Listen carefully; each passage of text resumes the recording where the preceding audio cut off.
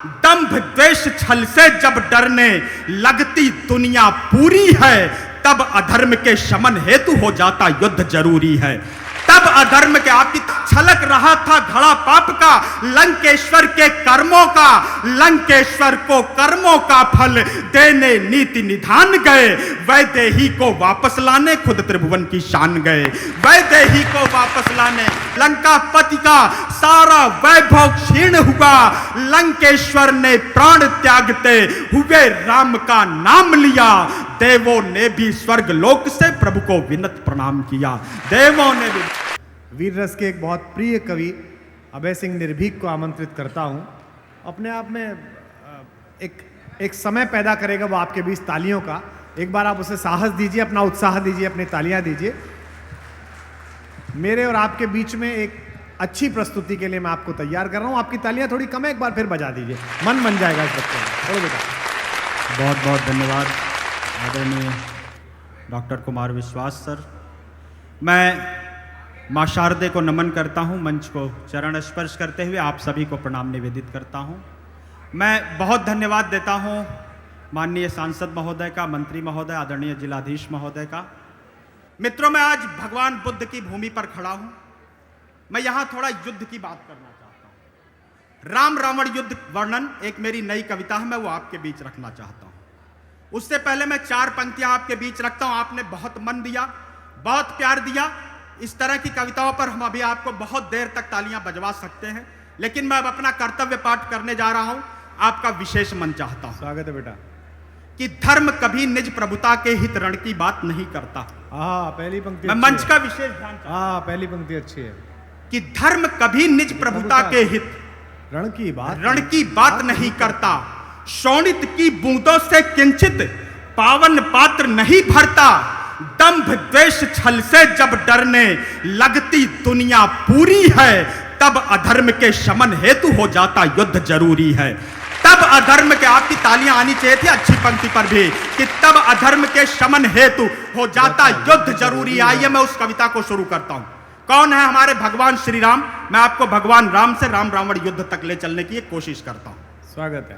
कि राम हमारी ऊर्जा हैं, राम हमारी ऊर्जा हैं, जीवन की परिभाषा हैं। वाह। राम हमारे अंधकार में भी प्रकाश की आशा हैं। वाह। राम हमारी ऊर्जा हैं, जीवन की परिभाषा हैं। राम हमारे अंधकार में भी प्रकाश की आशा हैं। राम हमारे आदर्शों के सर्वोत्तम आधार हैं। राम हमारे जल थल नभ हैं, राम सकल संसार हैं। राम हमारे जल थल नभ हैं, राम सकल संसार हैं। कि बुद्धि भाग ब्रह्मा है जिनके वेद कंठ की वाणी है, जिनकी केवल एक झलक से तर जाते सब प्राणी हैं। सूर्य चंद्रमा नेत्र हैं जिनके, ब्रह्म लोक निज मस्तक है। चरण भाग पाताल लोक में जाकर देता दस्तक है। जिसकी भृगुटी की गति से ही काल नियत गति पाता है। जिसके केवल एक रूप में यह ब्रह्मांड समाता है। जिसके केवल एक रूप में यह ब्रह्मांड समाता है। सागर पार किए बिन प्रभु वैदेही को पा सकते थे। जिस राम की इतनी विशेषताएं, आखिर उन्हें सीता से वन में होते हुए भी वनवास क्यों सहना पड़ा? कि सागर पार किए बिन प्रभु वैदेही को पा सकते थे। राम भक्त हनुमत ही सिंह को लंका से ला सकते थे, लेकिन प्रभु ने कदम कदम पर सही गलत का ध्यान रखा। अनगिन कष्ट उठाए फिर भी मर्यादा का मान रखा। सिर्फ धर्म स्थापित करने का मन में विश्वास रहा। प्रभु ने सिंह का सिंह ने प्रभु का वन में भी वनवास सहा।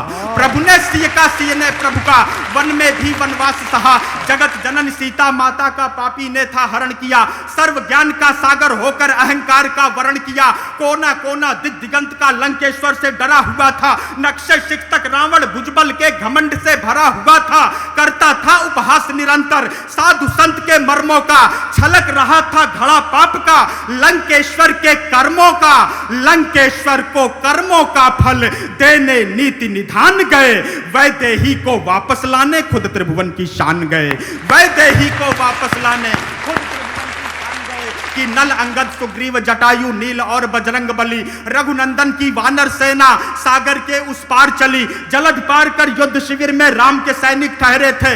लंका के हर प्रमुख द्वार पर राक्षस दल के पहरे थे। प्रभु ने अपने मन ही मन में शत्रु प्रजा से प्यार किया। रण से पहले रघुभूषण ने मन में पुण्य विचार किया। यदि राजा हो जाए निरंकुश उसको रहता होश नहीं। रावण बहुत गलत है लेकिन यहाँ प्रजा का दोष नहीं। राज्य धर्म के अमृत घट में यह विष नहीं भरेंगे हम। लंका की निर्दोष प्रजा की हत्या नहीं करेंगे हम। लंका की निर्दोष प्रजा की हत्या नहीं करेंगे हम। प्रभु ने बालीपुत्र के हाथों क्षमादान संदेश दिया। प्रभु ने बालीपुत्र के हाथों क्षमादान संदेश दिया। शांति दूत बनकर अंगद ने लंका मध्य प्रवेश किया। कपि कुमार ने लंकेश्वर को रघुवर का प्रस्ताव दिया। भरी सभा में लंका के हित में कुछ शुद्ध सुझाव दिया। रक्त बहे निर्दोषों का प्रभु का मन होता भारी है। रघुनंदन को अपनों के संग शत्रु प्रजा भी प्यारी है। रघुभूषण के बाणों को किंचित ना क्रुद्ध करेंगे हम। क्षमा सहित सिय लौटा दो बिल्कुल ना युद्ध करेंगे हम। क्षमा सहित सिय लौटा दो बिल्कुल ना युद्ध करेंगे हम। कि वनवासी के चरणों में निज शीश नहीं झुकने दूंगा। वनवासी के चरणों में निज शीश नहीं झुकने दूंगा।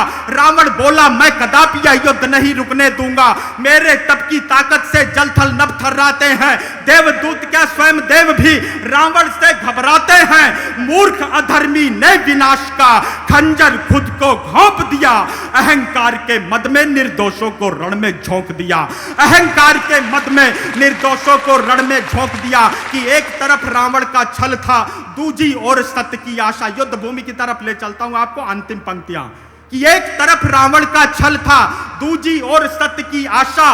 एक तरफ असुरों का बल था दूजी ओर तपस्वी भाषा। एक तरफ भगवा ध्वज था में सेना थी रघुराई की। और दूसरी ओर खड़ी थी केवल भीड़ बुराई की। और दूसरी ओर खड़ी थी केवल भीड़ बुराई की। कि बजा बिगुल फिर शंख ध्वनि से क्रोध की ज्वाला फूट पड़ी। विद्युत गत से वानर सेना दैत्य दलों पर टूट पड़ी। हर हर महादेव की नभ तक गुंजित नारे थे। बैरी दल की आंखों के आगे दिन में ही तारे थे। गूंज उठी थी दसों दिशाएं शस्त्रों की टंकारों से। कोई असुर तीर से मरता कोई अश्व के वारों से। ध्वनिगत से तलवारें आकर आपस में टकराती थी। शोणित की धाराएं जाकर सागर में मिल जाती थी। शोणित की धाराएं जाकर सागर में मिल जाती थी। कि युद्ध भूमि में 34 अनगिन तीरों की बरसात हुई। शब्दों पर ध्यान चाहता हूं और अंतिम पंक्ति पर विदा कीजिएगा। कि युद्ध भूमि में 34 अनगिन तीरों की बरसात हुई।